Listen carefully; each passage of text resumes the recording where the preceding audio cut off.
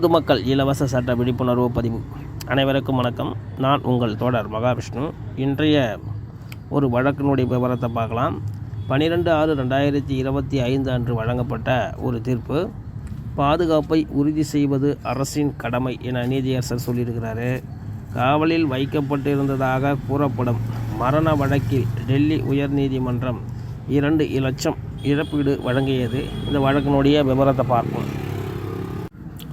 பாதுகாப்பை உறுதி செய்வது அரசின் கடமை. காவலில் வைக்கப்பட்டிருந்ததாக கூறப்படும் மரண வழக்கில் டெல்லி உயர்நீதிமன்றம் 2 லட்சம் இழப்பீடு வழங்கியது. தனது மகனின் மரணம் குறித்து நீதி விசாரணை நடத்த உரிய இழப்பீடு கோரி இறந்த பெண் தாக்கல் செய்த ரிட் மனுவை டெல்லி உயர்நீதிமன்றம் விசாரித்து வந்தது. நீதிமன்ற காவலில் இருந்த ஒருவர் உயிரிழந்ததாக கூறப்படும் வழக்கில் டெல்லி உயர்நீதிமன்றம் ரூபாய் 2 லட்சம் இழப்பீடு வழங்கியது. தனது மகனின் மரணம் குறித்து நீதி விசாரணை நடத்தி உரிய இழப்பீடு கோரி இறந்த பெண் தாக்கல் செய்த ரிட் மனுவை நீதிமன்றம் விசாரித்து வந்தது. நீதிபதி ஹரிஷ் வைத்தியநாதன் சங்கர் தலைமையிலான தனி அமர்வு தனது காவலில் உள்ள நபர்களின் பாதுகாப்பை உறுதி செய்வது அரசின் கடமை என்று இந்த நீதிமன்றம் உறுதியாக கருதுகிறது. இறந்த பாதிக்கப்பட்டவர் குற்றவியல் பின்னணி கொண்டவராக இருக்கலாம் என்றாலும் தனது காவலில் உள்ள கைதிகளின் பாதுகாப்பு மற்றும் நல்வாழ்வை உறுதி செய்யும் கடமையில் இருந்து அரசு விடுபடவில்லை. காவலில் உள்ள ஒவ்வொரு நபரும் தங்களிடமிருந்து அங்குள்ள பிற கைதிகளிடமிருந்து பாதுகாப்பாக வைக்கப்படுவதை உறுதி செய்வது அரசின் கடமை என்று இந்த நீதிமன்றம் நம்புகிறது. சிறை கைதிகள் காவலில் இருக்கும் பொழுது அவர்களின் அடிப்படை உரிமைகள் பறிக்கப்படுவதில்லை என்று பெஞ்ச் மீண்டும் வலியுறுத்தியது. மனுதாரர் சார்பில் வழக்கறிஞர் வில்ஸ் மேத்யூஸ் ஆஜரானார். பிரதிவாதிகள் தரப்பில் வழக்கறிஞர் துருவ் ரோஹத்கி ஆஜரானார். சுருக்கமான உண்மைகள். மனுதாரரின் மகன் இந்திய தண்டனை சட்டம் 1860 ஐபிசி பிரிவுகள் 394, 397 மற்றும் 34 கீழ் பதிவு செய்யப்பட்ட எஃப்ஐஆரில் இருந்து எழுந்த வழக்கில் குற்றவாளி என நிரூபிக்கப்பட்டு திகார் சிறையில் 7 ஆண்டுகள் சிறை தண்டனை அனுபவித்து வந்தார். இறந்தவர் 2013 விடுவிக்கப்படவிருந்தார். இருப்பினும் தனது மகனின் துரதிருஷ்டவசமான மரணம் குறித்து தாய்க்கு தெரிவிக்கப்பட்டது. சிறையில் 2 குழுக்களுக்கு இடையேயான சண்டையே மரணத்திற்கு காரணம் என்று தெரிகிறது. இறந்தவர் மட்டுமே வருமானம் ஈட்டும் நபர் என்றும் இறந்தவரை சார்ந்தவர் என்று கூறி இறந்தவரின் மரணம் குறித்து நீதி விசாரணை நடத்தி உரிய இழப்பீடு வழங்க கோரி தாய் மனு தாக்கல் செய்திருந்தார். மனு நிலுவையில் இருந்தபோது தாய்க்கு ரூபாய் 1 லட்சம் இழப்பீடு வழங்கப்பட்டது. அவர் பல்வேறு நோய்களால் பாதிக்கப்பட்டு 2016 காலமானார். பகுத்தறிவு. மேற்கூறிய உண்மைகளை கருத்தில் கொண்டு உயர்நீதிமன்றம் இந்த நீதிமன்றம் செலுத்தப்பட்ட தொகை ஒரு இடைக்கால இழப்பீடு என்றும் அவ்வாறு செலுத்தப்பட்ட தொகை மத்திய அரசின் GNCTD திட்டத்தின் கீழ் இல்லை என்றும் கருதுவதால் ரூபாய் 1 லட்சம் செலுத்துதல் மற்றும் மனுதாரர்கள் DVCS இன் கீழ் இழப்பீடு பெறுவதற்கான தகுதிக்கு ஒரு தடையாக இருக்காது என்று குறிப்பிட்டது. பிரதிவாதிகளின் வாதத்தின்படி 2 போட்டி கும்பல்கள் ஒரு வாக்குவாதத்தில் ஈடுபட தேர்ந்தெடுத்தன. மேலும் பாதிக்கப்பட்டவர் அதில் பங்கேற்றார் என்பது கைதிகளின் பாதுகாப்பு மற்றும் பாதுகாப்பை உறுதி செய்யும் கடமையை நிறைவேற்ற வேண்டிய அவர்களின் வரையறுக்கப்பட்ட பொறுப்பில் இருந்து அதிகாரிகளை விடுவிக்காது என்று நீதிமன்றம் கூறியது.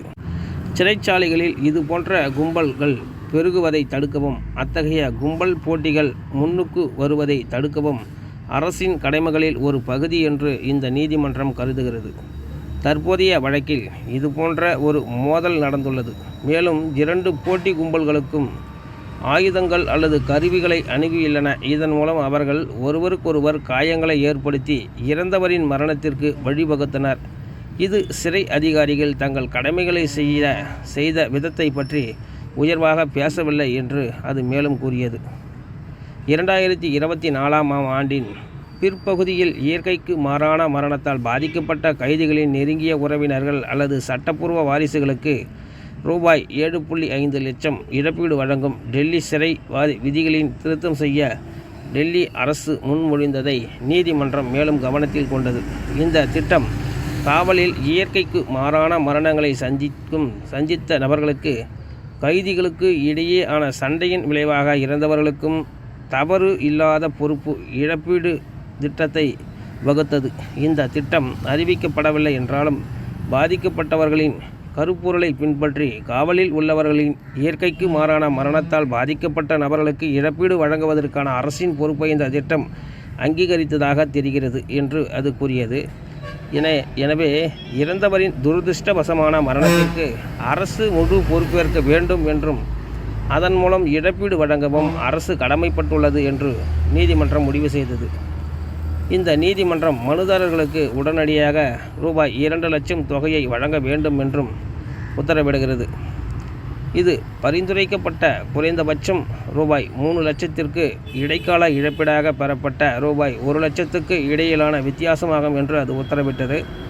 பாதிக்கப்பட்டவர் மீது மாற்று மனுதாரர்கள் கொண்டிருந்த உண்மையான உடல் அல்லது பண சார்பை மதிப்பிடுவதற்கும் அவர்கள் சந்திக்கக்கூடிய இழப்பு அல்லது காயத்தை தீர்மானிப்பதற்கும் உண்மை கண்டறியும் பயிற்சியை நடத்துமாறு நீதிமன்றம் டிஎஸ்எல்எஸ்னா டெல்லி மாநில சட்ட சேவைகள் ஆணையம் உத்தரவிட்டது. அதன்படி உயர்நீதிமன்றம் ரிட் மனுவை தள்ளுபடி செய்தது. மேற்கொண்டு இந்த வழக்கில் சில புரியாத விஷயம் பார்ப்போம். அது என்னன்னாக்கா அந்த GNCTD என்பது அதனுடைய விவரம் பார்ப்போம். மத்திய அரசின் GNCTD என்பது சுருக்கமாகும். இது டெல்லியின் தேசிய தலைநகர் பிரதேச அரசின் நிர்வாகத்தை குறிக்கிறது. மத்திய அரசுக்கும் டெல்லி அரசுக்கும் இடையில் அதிகார பகிர்வு மற்றும் நிர்வாக நடைமுறைகள் இதில் அடங்கும். GNCTD சட்டம் 1991. இந்த சட்டம் டெல்லியின் தேசிய தலைநகர் பிரதேசத்தின் நிர்வாகத்திற்கான கட்டமைப்பை வழங்குகிறது. இதில் டெல்லி சட்டமன்றம் மற்றும் அரசாங்கத்தின் செயல்பாடுகள் வரையறுக்கப்பட்டுள்ளன. திருத்தங்கள் காலப்போக்கில் இந்த சட்டத்தின் பல திருத்தங்கள் கொண்டு வரப்பட்டுள்ளன. முக்கியமாக லெப்டினன்ட் கவர்னரின் அதிகாரங்கள் மற்றும் டெல்லி அரசின் அதிகாரங்கள் தொடர்பாக பல திருத்தங்கள் செய்யப்பட்டுள்ளன. சமீபத்திய திருத்தங்கள் குறிப்பாக டெல்லி தேசிய தலைநகர் பிரதேச அரசு திருத்த சட்டம் 2021 டெல்லி லெப்டினன்ட் கவர்னரின் அதிகாரங்களை மேம்படுத்துவதை நோக்கமாக கொண்டது. உச்சநீதிமன்ற தீர்ப்புகள். உச்சநீதிமன்றம் இந்த சட்டத்தின் சில அம்சங்களை ஆராய்ந்து தீர்ப்பளித்துள்ளது. குறிப்பாக பொது ஒழுங்கு, காவல்துறை மற்றும் நிலம் தொடர்பான விஷயங்களில் டெல்லி அரசுக்கும் மத்திய அரசுக்கும் உள்ள அதிகார பகிர்வு தொடர்பான விவரங்களில் தீர்ப்பு வழங்கப்பட்டுள்ளன. சேவைகள் ஆணையம் டெல்லி அரசு, மத்திய அரசு மற்றும் துணை நிலை ஆளுநர் ஆகியோருக்கு இடையே அதிகார பகிர்வு தொடர்பாக சில சிக்கல்கள் உள்ளன. இதை தீர்ப்பதற்காக ஒரு சேவைகள் ஆணையம் அமைக்கப்பட்டது.